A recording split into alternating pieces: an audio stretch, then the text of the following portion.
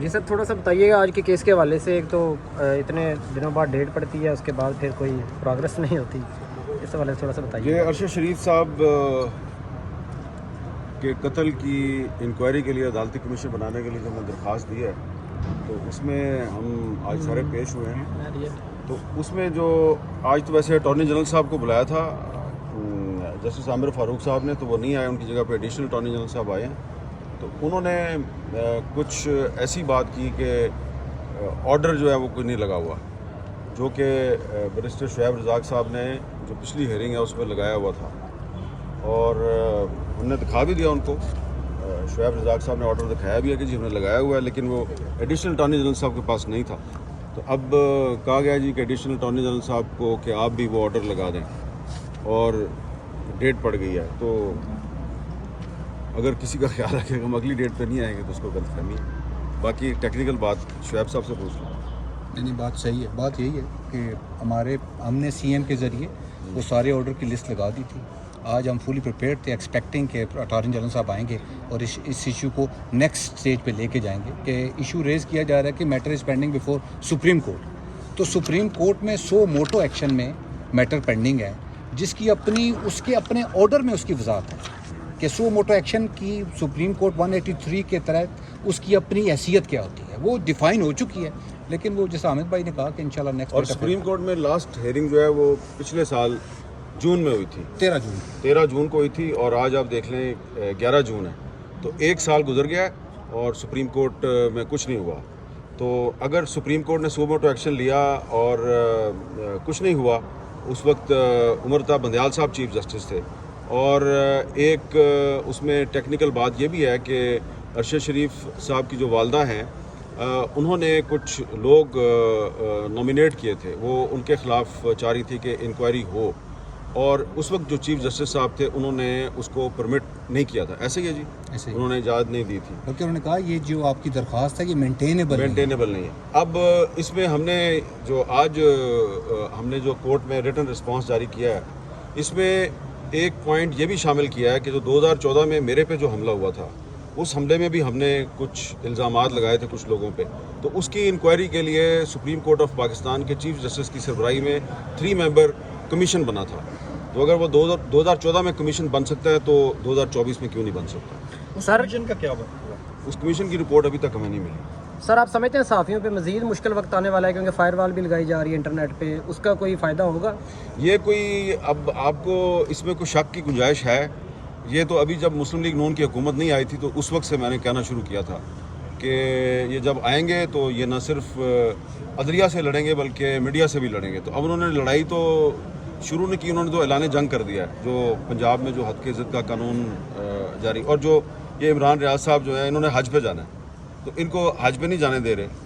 تو یہ آپ کے سامنے کھڑے ہیں, ان سے پوچھیں کتنی دفعہ آپ نے جمع کرائی ہے جی؟ ٹکٹ 5واں ٹکٹ ہے, 5 ٹکٹ آپ فری. آلموسٹ 2 ملین کے میں نے ٹکٹ لیے, اور وہ بھی عدالت کی کہانیوں پہ بار بار. عمران بھائی بڑی امپورٹنٹ بات ہے کہ آپ کا ایک فنڈامنٹل رائٹ ہے, اور کورٹ آرڈر میں اس کے ساتھ کنڈیشن اٹیچ کر رہی ہے.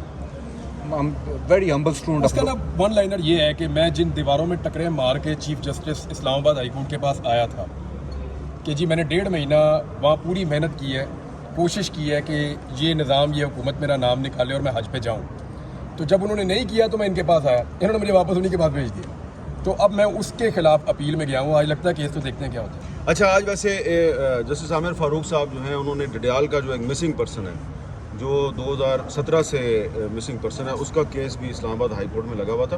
اس کے کیس میں انہوں نے ایک بڑا اچھا فیصلہ دیا, اور یہ ان کے والد صاحب ہیں. اور آج چیف جسٹس صاحب نے کہا کہ 15 دن کے اندر اس کو پیش کیا جائے. تو آپ ذرا یہ ایک آزاد کشمیر میں پہلے صرف لوگوں کا خیال تھا کہ ایک احمد فراد ہے مسنگ پرسن, اور بھی وہاں پہ بہت سے مسنگ پرسن ہے. ایک مسنگ پرسن کے والد صاحب آپ کے سامنے کھڑے ہیں, بتائیں جی. 7 سال ہو گئے ہیں جی. آپ بتائیں کیا ہوا تھا تھوڑا سا. 7 سال. میرا بیٹا جو ہے وہ ایک نام بتائیں اس کا. شاپنگ سینٹر میں تیمور ارشد قاضی شاپنگ سینٹر میں کام کر رہا تھا. اس کو 12:30 بجے کے قریب 13 جولائی 2017 کو اٹھا لیا گیا, اور پھر دوسرے دن گھر بھی آئے, اور گھر پہ بھی ریڈ شیڈ کیا. وہ اس کے آفس میں بھی دوبارہ گئے, وہاں اس کا فون تلاش کیا. وہ اس دن سے لے کے آج تک مجھے कोई पता नहीं है कि मेरा बेटा किधर है, कहाँ है, कैसे है। सर आपके बेटे का कसूर क्या था माजर? कसूर तो यही बताएंगे। इसमें जो सबसे अहम बात है वो ये है कि जो commission for the missing persons है उसने उसकी तैमूर की रिकवरी के लिए 2021 में 28 अप्रैल 2021 में लेटर लिख दिया कि ये बंदा CTD ने उठाया हुआ है और इसको हमारे पास 2 हफ्ते के अंदर पेश करें। जब ये लेटर चीफ साहब के सामने पढ़ा गया तो फिर उन्होंने ऑर्डर दिया कि विद इन 2 वीक्स इस बंदे को पेश किया। हालांकि उसमें लेटर इशू करने में JIT भी शामिल है, आज़ाद कश्मीर की पुलिस की तमाम तर वसाइल उन्होंने शामिल किए। तो ये 2017 में जब उसको उठाया गया आज़ाद कश्मीर से तो मुस्लिम लीग नून की हुकूमत थी। 2021 में जब उसका commission for the missing persons ने प्रोडक्शन ऑर्डर जारी किया तो PTI की हुकूमत थी। अब 2024 में इस्लामाबाद हाई कोर्ट के चीफ जस्टिस आमिर फारूक साहब ने 15 दिन में उसको पेश करने का हुक्म दिया है, तो दोबारा मुस्लिम लीग नून की हुकूमत आ चुकी है और मुझे उम्मीद है कि 15 दिन बाद उसको पेश कर दिया जाएगा। ऐसा ना हो कि कुछ अरसे के बाद जब दोबारा इस केस की हेयरिंग हो तो कोई और हुकूमत आ चुकी हो। Thank you. तारीखी शख्स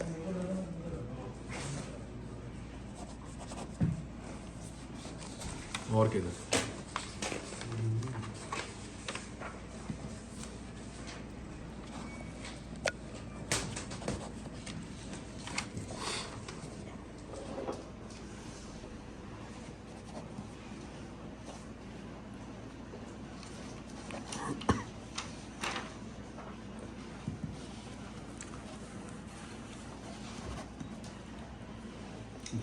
हो गई जी?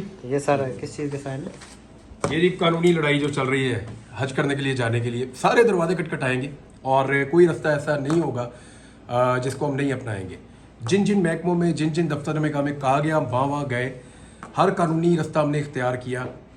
अदालत में गए, अदालतों में लंबा केस लड़ा, इंटीरियर मिनिस्ट्री में पहले भी गए, FIA को भी फेस किया और तमाम मुकदमात लड़ने के बाद जीतने के बाद अभी तक मैं हज पे नहीं जा पा रहा।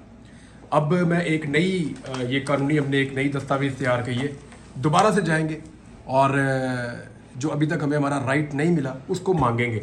मैं दरवाज़ा खटखटाता रहूँगा जब तक वो खुलेगा नहीं। ये चीफ साहब ने जो सिंगल बेंच ने फैसला दिया था, ये अभी IC है, इंट्रा कोर्ट अपील है। हाँ ये हमारी अपील है। एक और हमें लगता है कि जिन लोगों के खिलाफ या जिन इदारों के खिलाफ हम गए थे हाई कोर्ट में, उन्हीं इदारों के पास हमें वापस भेज दिया गया है। गुज़िश्ता 2 दिन से हमने पूरी कोशिश की है और हर तरह का कोऑपरेट किया उन इदारों के साथ कि आप बताएं करना क्या है, और वो किसी किस्म का काम करना तो बहुत दूर की बात है, वो जवाब देने की पोजीशन में भी नहीं है। तो हम दोबारा कोर्ट में जाएंगे और उन्हें बताएंगे कि हमें गलत जगह आपने भेज दिया, हमें हज पे भेजिए, इनके पास ना भेजिए। Thank you.